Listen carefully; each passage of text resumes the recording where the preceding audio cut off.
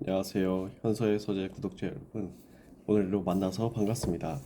네, 오늘은 제 패션이 어, 많은 구독자분들이 좋아할 만한 그런 부각이 된 패션이죠. 제가 어제부터 이번 주에 좀 이두 운동을 좀 많이 했어요. 전완근하고. 그래서 이제 팔이 좀 펌핑이 돼서 이걸 조금 부각시키기 위해서 제가 원래 이 옷을 잘 안 입거든요. 원체 시선을 많이 받아서. 근데 재킷도 입을 수 있으니까 간만에 입어봤습니다. 어깨 라인이고요. 네, 어제 후면 삼각근이 잘 먹어서 지금 굉장히 몸 비율이 좋은 상태입니다. 오늘도 좋은 오늘도 이제 좋은 하루가 시작이 되었는데요. 다 드디어 처음 읽는 음식의 세계사 본격적으로 읽어보도록 하겠습니다. 또 새로운 책을 읽게 되니 좀 설레는 일인 것 같습니다. 오늘은 썩어가는 식자재와의 싸움을 읽어보도록 하겠고요. 어제 이제 부패는 요리의 어머니라는 이제 작은 소단락을 읽었기 때문에 그 다음 이어서 읽어보도록 하겠습니다. 제철 음식을 먹는 문화. 식문화의 기초는 자연이라는 식량 창고에서 획득한 제철 식자재를 있는 그대로 먹는 생식이다. 긴 시간 이어진 수렵 채집 사회에서는 생식의 원형을 유지했고 식탁 위에서는 사계절이 돌고 돌았다. 일본에서는 도토리를 채집하여 떫은 맛을 없애 주식으로 삼았다. 오랜 시간이 흐른 현재 일부 지방에 전해 내려오는 도토리 떡으로 그 원형을 짐작할 수 있다. 식당 극장에서는 식탁 극장에서는 뜻밖의 형태로 옛 식문화가 보존되기도 한다. 예를 들어 홋카이도에 사는 일본의 아이누족은 가을에 잡은 연어를 잘게 저민 뒤 물기를 없이 바짝 말려 포를 만들어 보관하는데 겨울에는 매서운 추위를 이용하여 얼린 생선 루이베를 썰어 먹는 방법을 개발했다. 이 요리법은 현재에도 남아있다. 제철 식자재를 가리킬 때 쓰는 순이라는 말은 고대 중국의 은에서 열을 뜻하던 같은 단어에서 왔다. 오늘날에도 상순, 하순 등으로 널리 사용된다. 은나라 사람들은 10개의 태양이 있어 날마다 지하에서 나와 하늘을 비춘다고 생각했다. 각각의 태양에는 갑, 을, 병, 정, 개라는 이름을 붙였고 전체를 십간이라고 불렀다. 은의 왕은 새로운 태양의 교대가 시작되기 전에 뼈를 태워서 새로운 순에 닥칠 재앙의 유물을 점쳤다. 그 결과를 뼈에 새긴 것이 한자의 원형인 갑골문이다. 수는 순환하는 시간을 나눈 생활의 단위였던 것이다. 플라톤이 연못 주변에 모여든 개구리라고 비유할 정도로 에게, 에게해 주변에 많은 폴리스를 건설한 그리스인도 제철에 민감했다고 한다. 미식가였던 철학자 아리스토텔레스는 돔이 가장 맛있는 제철은 봄이고 문어의 제철은 가을부터 겨울이라는 기록을 남겼다. 부패를 막은 소금과 식초. 수렵 채집 사회에서 가장 큰 숙제는 음식을 썩지 않게 오래 보관하는 것이었다. 농업 사회가 되어서도 소금과 식초 등을 이용한 식자재의 보존법이 세계 각지에서 연구되었고 수렵 채집 사회로부터 생식을 연장하기 위해 행해져 온 건조와 발효법도 유효했다. 지금부터 내륙에 위치하여 생식과 거리를 멀리한 중국과 생식을 버리지 못한 일본을 비교하여 식품 보존법의 변화 양상을 살펴보고자 한다. 고대 중국에서는 날 생선이나 날고기를 젓갈로 만들어 보존하였다. 해산물이나 육류에 소금을 넣고 절여 자연스럽게 발효시킨 것이다. 전국 시대부터 한으로 이어지는 기원전 5세기부터 기원 후 3세기까지 지라는 생선 절임과 해라는 고기 절임을 많이 만들었다는 기록이 있다. 한때는 양쯔강 이남의 강남 지역을 개발하여 경작지를 넓혔고 이때 쌀을 발효시키는 보존법이 등장했다고 한다. 고기나 생선의 소금과 쌀밥을 섞어 3개월에서 1년간 발효시키는 방법이다. 잘게 저민 생고기나 생선, 또는 그것을 식초에 절인 회도 만들어졌다. 아세트 산균이 발효하면서 만들어진 식초는 식품 보존에 유용하였다. 살균과 방부작용을 하는 소금이나 식초를 식품 보존에 이용한 것은 유럽도 마찬가지였다. 식초는 와인으로 만들었는데 영어로 식초를 의미하는 비니거는 프랑스의 맹과 시큼하다는 의미의 에그르의 합성이다. 식초는 발효되어 시큼해진 와인이었던 것이다. 중국의 식문화를 조금 더 살펴보면 뜨거운 국에 데워서 냉채까지 불고 먹는다. 혹은 사람들 입에 회자되다. 라는 말에 남아있듯 예부터 얇게 썬 고기나 생선을 뜨거운 국물과 함께 즐겨 먹었다고 한다.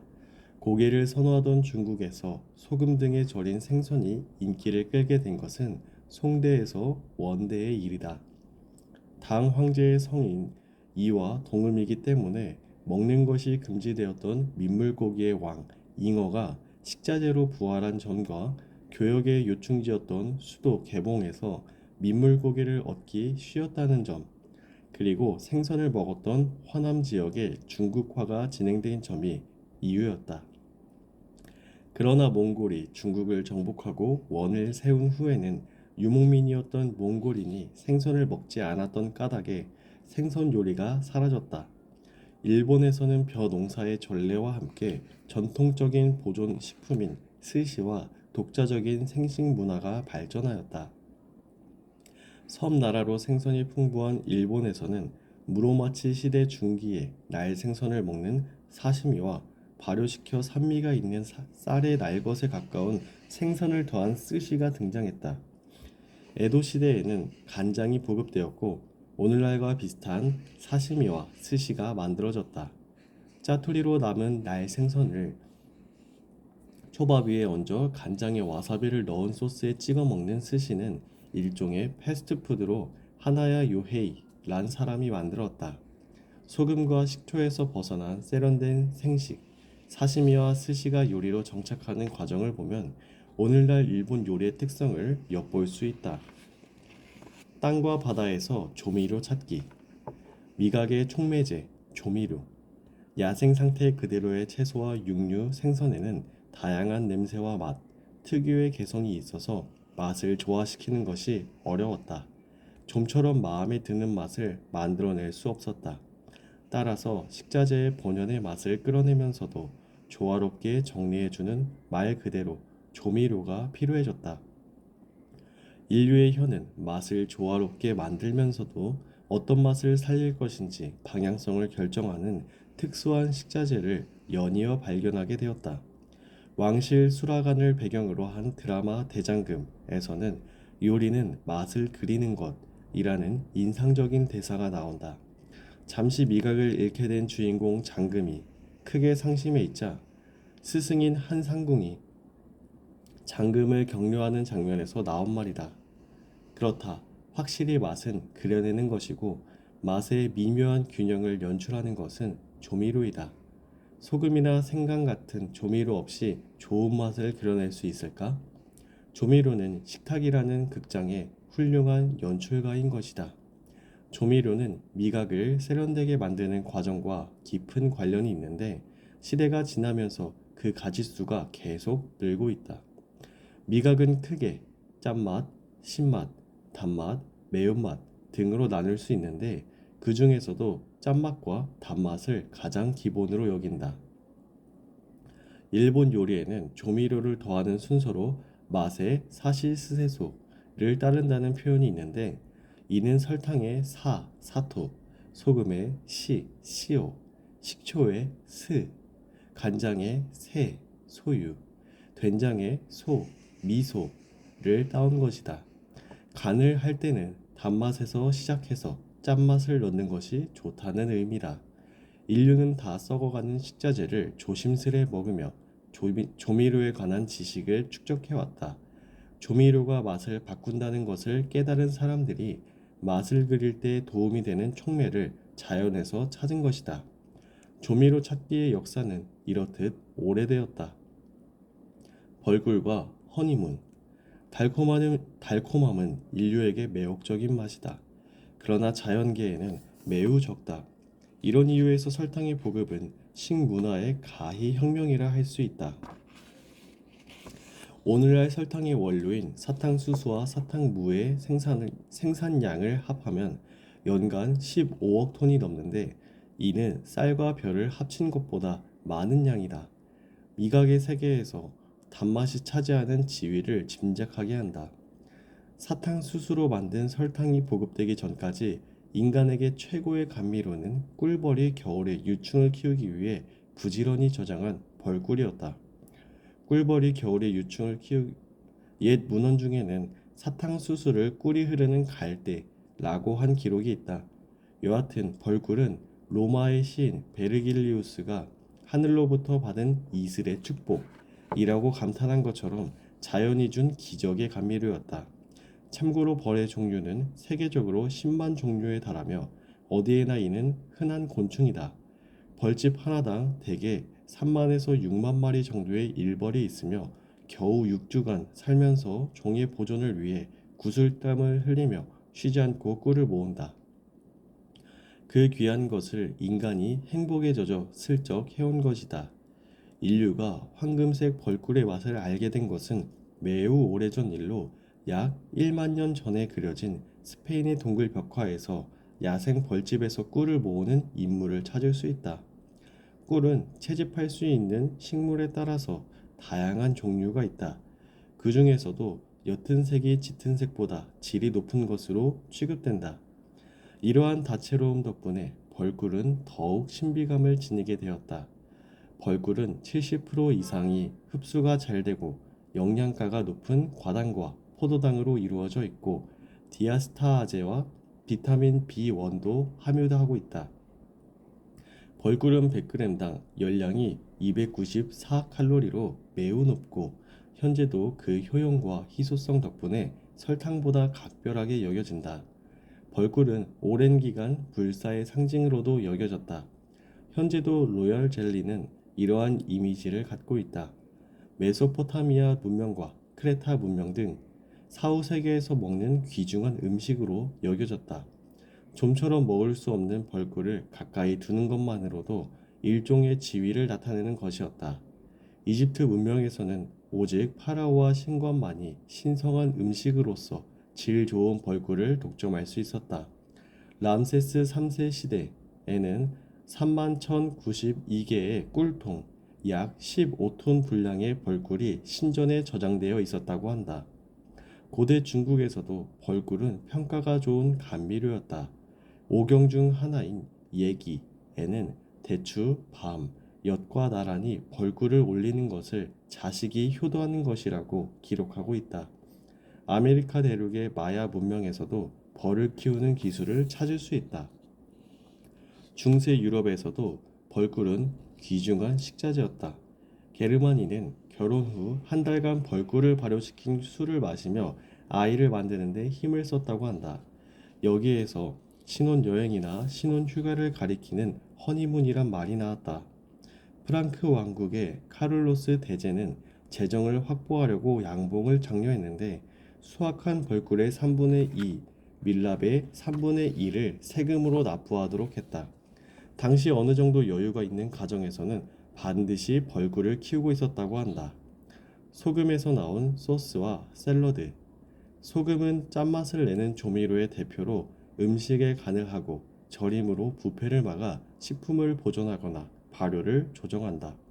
상처를 소독하는 용도로도 쓰이는 등 예부터 폭넓게 이용되어 생활에 빠질 수 없는 생명의 양식으로 여겨졌다. 현재도 세계적으로 연간 2억 톤 이상의 소금이 제조되고 있으며 식자재로는 8번째 생산량이다. 1리터의 해수에 약 30g의 소금이 포함되어 있기 때문에 오늘날에는 소금을 고가의 식자재로 치지 않는다. 하지만 예전에는 달랐다. 동물의 생고기를 많이 먹던 시절에는 생고기에 포함된 나트륨 등의 미네랄 성분 때문에 소금이 그다지 중요하지 않았다. 그러나 곡물이 주식이 되고 나서부터 염분은 부수적으로 반드시 섭취해야 하는 식품이 되었다. 그런 이유로 모든 문명권은 소금을 확보할 수 있는 장소에서 성립되었다. 유라시아와 아메리카 대륙의 문명에서는 생리적으로 꼭 필요한 소금을 확보하는 것이 가장 문제였다. 신약 성서의 마태복음을 보면 너희는 세상의 소금이니 소금이 만일 그 맛을 잃으면 무엇으로 짜게 하리요. 후에는 아무 쓸데없어 다만 밖에 버려져 사람에게 밟힐 뿐이니라 라는 구절이 있다. 소금은 땅의 힘이며 땅의 맛이라고 여겨졌던 것이다. 소금의 제조법은 메소포타미아에서 이집트를 거쳐 그리스, 로마로 전해졌다. 고대 그리스에서는 필수 불가결하게 공유해야 하는 것이라는 의미에서 우정과 관대함을 상징했으며 영원히 변하지 않는 맛이라는 특성에 따라 약속의 상징으로도 여겨졌다. 기원전 9세기의 시인 호메로스는 소금은 신성하다고 서술했는데 소금을 부정을 없애는 데 사용하고 산 제물로 신에게 바치는 동물의 머리에 뿌렸던 까닭이다. 그리스 사람들은 문어나 생선을 매우 좋아했는데 소금은 냉장 기술이 없던 시절에 멀리 있는 어장으로부터 운반해 올 때 반드시 필요한 방부제이기도 했다. 고대 중국에서도 짐승의 고기를 소금으로 보존하는 함이라고 불렀던 햄과 비슷한 보존 식품을 만들었다. 유대인은 소금의 성질이 변하지 않는 것을 주목하여 신과 인간, 인간과 인간 사이에 맺어진 계약의 상징으로 보았다. 구약 성서에는 소금 계약이라는 문구가 나오는데 소금을 섭취하는 것으로 깊은 신뢰 관계가 생겼다는 것을 뜻한다. 소금이 신성함의 상징이었다는 것은 모든 예물에 소금을 드릴지니라는 구절에서도 엿볼 수 있다. 섬나라인 일본에서는 소금을 부정을 쫓는 해수의 화신이라고 여겨 신에게 바쳤다. 오늘날에도 각 가정에서는 신을 모시는 제단에 쌀, 물과 함께 소금을 놓는다. 스모 경기를 할 때 경기장에 소금을 뿌린다든가 장례식을 마치고 돌아와 부정을 없애는 의미로 소금을 쓰는 것도 비슷한 풍습의 흔적이다. 소스, 소시지, 샐러드라는 단어도 소금과 밀접한 관련이 있다. 프랑스의 요리에 꽂힌 소스는 라틴어로 소금을 의미하는 설을 기원으로 한다. 식탁 위에 소금을 놓고 식사를 할 때 각자의 취향에 맞춰 간을 맞추는 영국, 미국과 소스를 중시하는 프랑스의 요리는 외견상 스타일이 전혀 다르게 보이지만 그 어원을 보면 출발점이 같다. 프랑스의 소스는 살을 가장 세련되게 만든 것이다. 소세지는 염장한 돼지, 양, 소의 고기를 다져서 창자에 넣은 후 삶거나 훈연 건조한 것으로 원래는 햄이나 베이컨을 만든 후 남은 고기를 사용했다. 소시지는 영어이지만 소금에 절인 고기라는 의미의 라틴어 살수스에서 온 것으로 원래는 살에서 유래한다. 소시지 종류인 살라미도 같은 어원이다. 참고로 햄은 돼지의 넓적다리 살을 소금에 절인 후 훈연하거나 삶은 가공식품인데 본래는 돼지 넓적다리 살을 부르는 이름이었다. 경우에 따라서는 고기, 어류, 달걀을 넣어 드레싱으로 버무리기도 하지만 생채소가 주가 되는 샐러드도 살에서 나온 말일 것이다.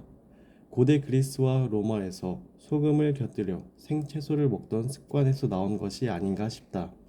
최근 대형 마트나 백화점 식품관에서는 여러 지역산 소금을 판매하고 있는데 새삼 소금이 식문화를 지탱하는 위대한 존재임을 느끼게 된다. 이렇게 해서 제 1장을 마치게 되었는데요. 생각보다 되게 여러분도 느끼셨겠지만 이런 것도 있구나. 그래서 이런 말도 나왔구나.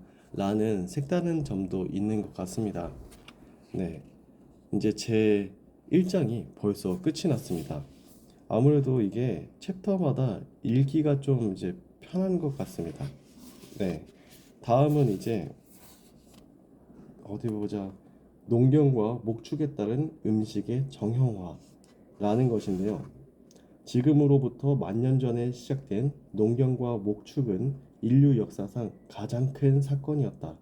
사람들은 숲과 초원을 태워 숱한 동식물을 멸종시켰고 빈 땅에는 밭을 갈아 특정 작물만을 재배했다. 이른바 농업의 탄생이다. 이렇게 밭을 태워서 만든 게 화전이라고 하던가요? 그리고 곡물이 가져다준 안정으로 이제 시작을 하는데요. 어, 재밌긴 한데 재밌을 것 같은데 제가 지금 네이버에 알고리즘처럼 이제 뭐가 이렇게 떠서 궁금해서 지금 들어왔거든요. 아 이거 참 어차피 하루에 한 장씩 읽는 게 좋으니까 제가 뭘 보고 있는지 여러분들께 알려드리겠습니다. 이게 네이버 딱 들어가면은 이제 막 창이 막 여러 개 뜨잖아요. 창? 창보다는 코너 같은 게 여러 개 뜨는데 그중에 이제 이 네이버 포스트 중에서 거기 사진 찍으러 가자. MZ 세대의 인증 욕구가 가치를 창출한다 라고 되어 있는데요. 그러니까 MZ 세대에서 제일 중요한 것은 인스타에 올릴 인증샷이라고 합니다.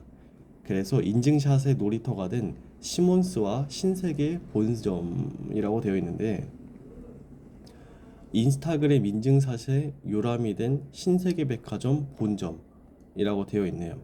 지금 신세계백화점 본점이 약간 인스타에서 그 외관을 촬영하는데 그 인증을 한다고 해요.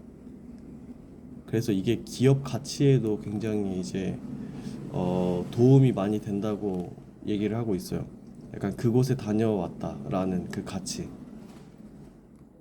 인증샷을 통해서 고립감을 해소하는 MZ세대라고 되어 있네요. MZ세대. 사실 MZ 자체도 그냥 어른들이 자기들이 부르기 편하게 만든 건데 MZ세대는 자기들이 왜 MZ라고 불리는지 모른다고 하잖아요. 저도 약간 그러거든요. 이거 사실 그냥 어른들이 그냥 만들어 놓은 건데 MZ세대의 경우는 사회적 유대감을 적게 느끼는 특징이 있다라고 합니다. 그런가? 이제 가족 구성원 간의 결속력이 줄어들고 사회적 유대감을 적게 느끼는 특징이 있다라고 하는데 그래서 이 고립감을 사회적 공유감을 통해 해소하려고 한다. 그래서 거기서 이제 내가 이제 즐거운 삶을 누리고 안정감을 얻는다라고 되어 있어요. 근데 이게 어떻게 보면은 가족 간의 유대가 줄어든 게 아니라 그 뭐 소위 말하는 MZ 바로 윗세대 각 이런 MZ를 만든 거잖아요. 결국에는 그쵸? 그 윗세대가 아랫세대를 만들고 아랫세대가 또 아랫세대에 영향을 주는 것처럼 이거는 MZ 세대가 그렇다가 아니라 본인들이 그렇게 키웠다라고 표현하는 게 맞을 것 같습니다. 불편한 건 아니고요. 그냥 굳이 표현하면 그런 것이죠. 그리고 그 MZ 전 전혀 몰랐는데 MZ 감성을 자극해가지고 큰 성공을 거둔 게 시몬스 침대래요. 근데 실제로 시몬스 테라스 오픈한 걸 보니까 지금 여기가 이게 성수동에 있다고 합니다. 서울 성수동. 성수동이면은 건대입구 옆에 맞죠? 그쵸? 그쪽 부분에 이게 있다고 하는데 굉장히 감성적으로 생긴 디자인이에요. 시몬스 성수동에 위치한 하드웨어 스토어.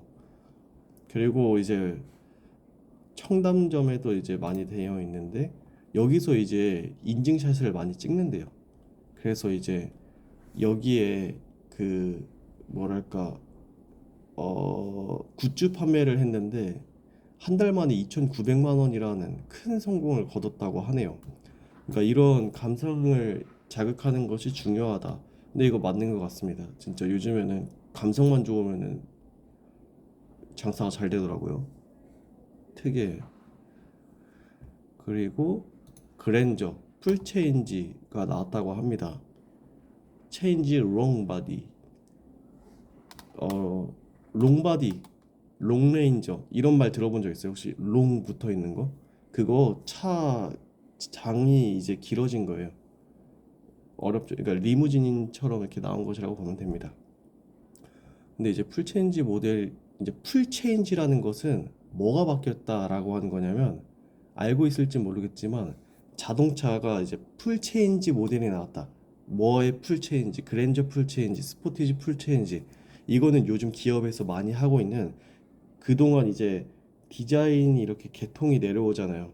딱 소나타 하면은 소나타 같이 생긴 거 그리고 뭐 약간 제네시스 하면 제네시스 같이 생긴 거 그 약간 이미지가 딱 있잖아요. 근데 그 이미지를 확 바꿔버리는 겁니다. 그게 페이스 리프팅 한다 하죠.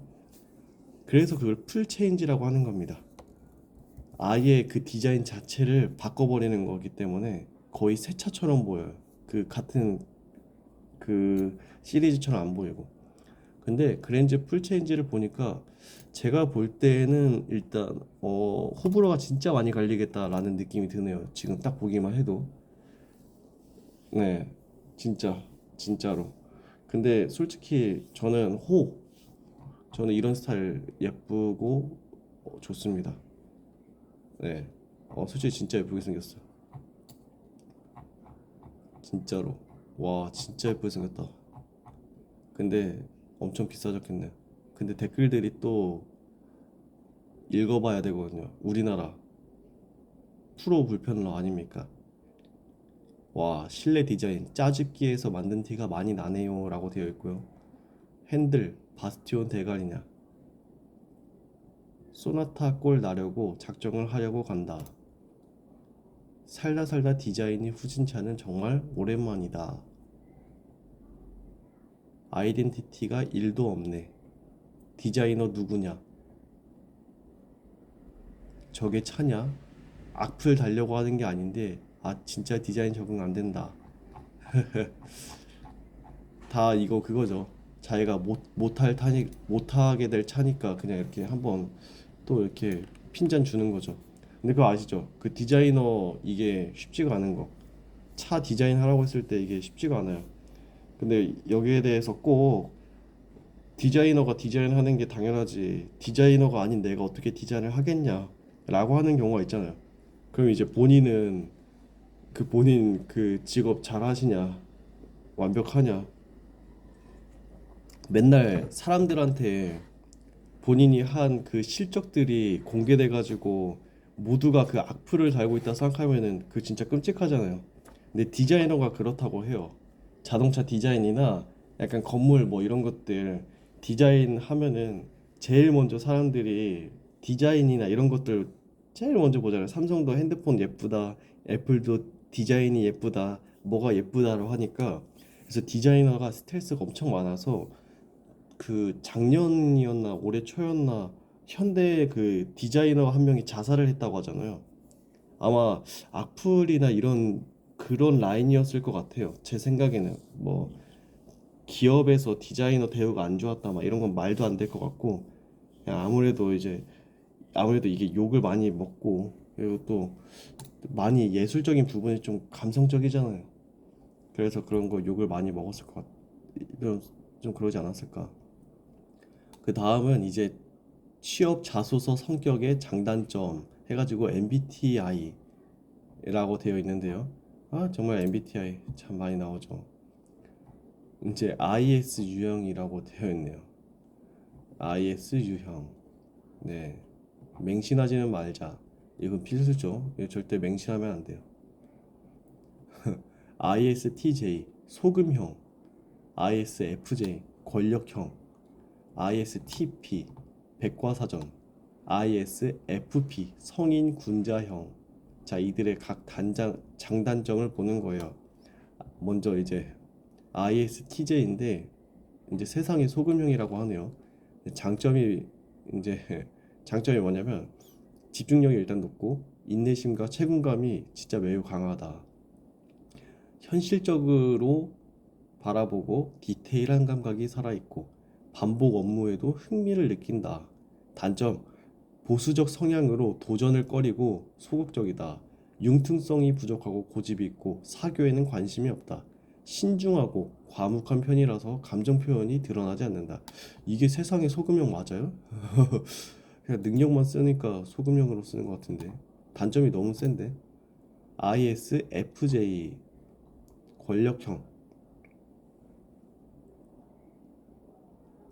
장점, 성실함과 책임감, 인내심이 뛰어나다. 공감 능력이 뛰어나서 타인의 감정을 잘 헤아린다. 안정적이고 차분하고 온화하다. 현실적으로 판단하고 통계 수치를 꼼꼼하게 활용한다. 대신 단점, 타인의 부탁을 거절하지 못한다. 어, 다수의 의견을 중시하다 보니까 개인의 주관이 약하다. 또 즉흥적인 도전은 꺼려한다. 신중하다 보니까 결단력이 부족. 그러니까 결정장애, 대처 능력이 약하다. 근데 이게 왜 권력형이지? 완전 끌려가는데. 아, 임금 비편의 권력형. 아, 임금 비편. 조력하는 사람이라고 하네. 아이, 말을 왜 그렇게 했을까? ISTP, 백과사전. ISTP, 호기심이 많아서 특정 분야의 집중력과 몰입감이 뛰어나다. 새로운 것을 다 받아들여요. 거부감 없이. 그리고 관찰력이 뛰어나서 다양한 정보를 습득하려는 성향이 강합니다. 위기 상황에서도 현실적인 시선으로 대처 능력이 강하다. 근데 단점이 자기 주관과 개인 성향이 강하며 고집이 세다고 하고요. 자신의 관심 없는 건 시작도 하지 않으려고 한다고 합니다. 낯도 가리고 공감 능력도 적고 규칙 등에 묶이는 것도 싫어하고 자유로운 걸 선호한다. 오, 진짜 마이웨이네요. 진짜로 이거는. ISFP, 성인군자.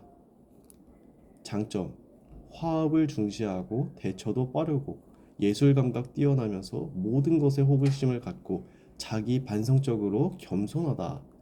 근데 단점이 게으르대요. 어, 엄청나네. 단점이 전체적으로 보면은 어 세요. 지금 IS로 시작하는 그 모든 그 아, MBTI가 단점이 너무 센데요. 타인의 부탁, 그러니까 성인 군자형인데 결정 능력이 이제 떨어지고 의견 충돌을 피하려고 한다고 해서 팀 추진력도 약하대요. 그리고 충동적인 성향 때문에 장기 목표도 약하다고 하네요. 음, 그런 성향을 다 갖고 있구나. 아, 이런 것도 참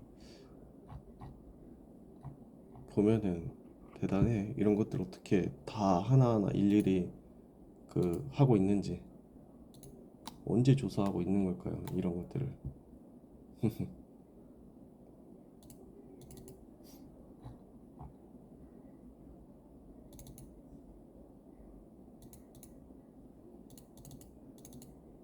지금 뭐냐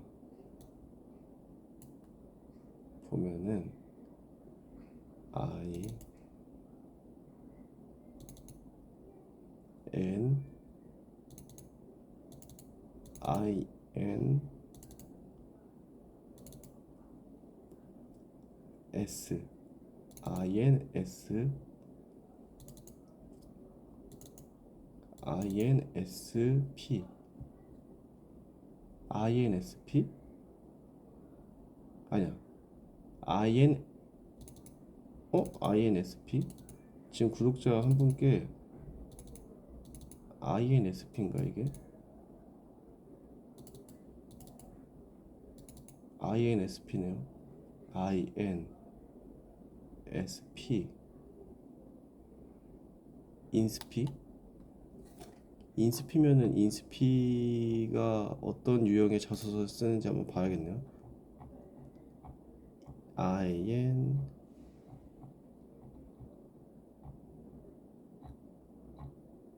인스피가 근데 가능한가? INTP겠죠? INTP INP 인프피 잠깐만요.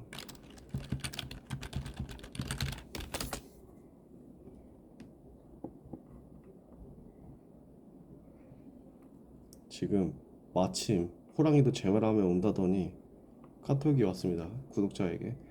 아, 인트피라고 하네요. 아이디어형. 자, 장점. 창의력과 풍부한 상상력으로 아이디어가 뛰어난 편. 논리적인 사고로 높은 직관력을 보유한 편. 한 번 관심 분야에 접근하면 끝까지 파고드는 편. 최대한 빠르고 효율적인 방법을 찾고 문제 해결에 적극적이다. 단점. 해결책을 만들 때까지 주변 의식 없이 깊은 생각을 한다. 혼자 계속 그 생각에 빠져드는 거죠. 주변을 어떻든 간에. 솔직한 의견도 직설적인 모습으로 보인다. 아, 그러니까 자기가 솔직한 의견을 말하는데 직설적으로 보여갖고 오해가 생긴다고 하네요. 계속. 그 평소에 과묵하고 조용하고 사색을 즐기면서 독립적인 편이라고. 그 구체적인 접근보다는 일단 시작부터 해서 다소 예민하다고 하네요. 맞는 말 같아요. 네, 그렇군요. 오늘은 여기까지 한번 예, 영상을 찍어보도록 하겠습니다. 여러분 오늘도 즐거운 하루 보내시고요. 오늘 날씨도 좋고 맛있는 밥도 먹길 바랍니다. 내일 또 봐요. 안녕.